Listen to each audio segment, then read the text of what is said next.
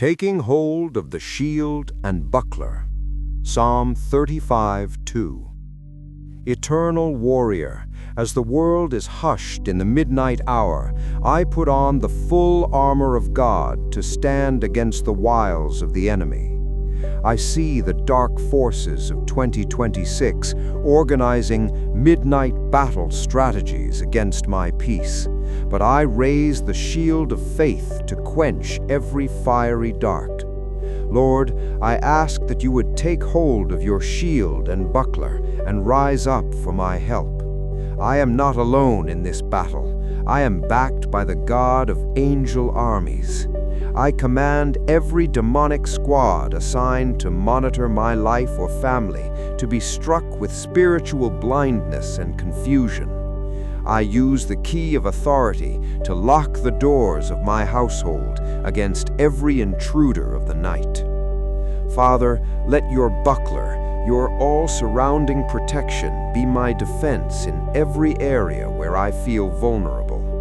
I decree that every evil edict or satanic ordination written against my name is being torn to pieces by the blood of the Lamb.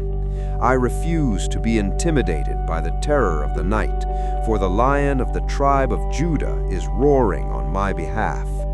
Meditating on Psalm 35 verse 2, which cries out, "Take hold of shield and buckler and rise for my help," I rest in the assurance of your intervention. I believe that even as I pray, the spiritual atmosphere of my home is being purged by fire, and I shall wake up to a day of absolute victory and restoration. Amen. 30.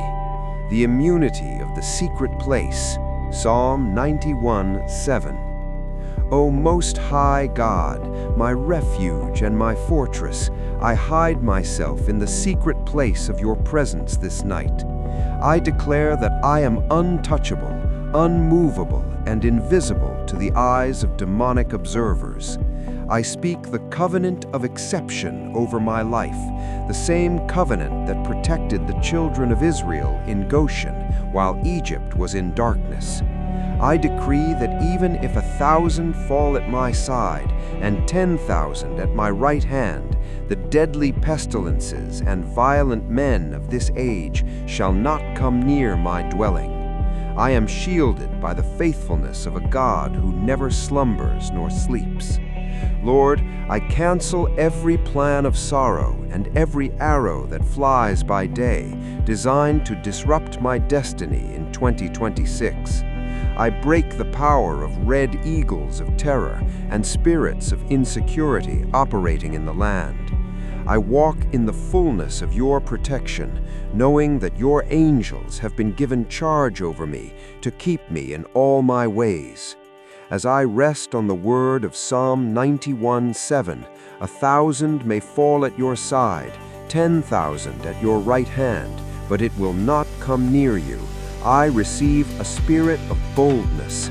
I shall not live in fear, for the Lord is my light and my salvation.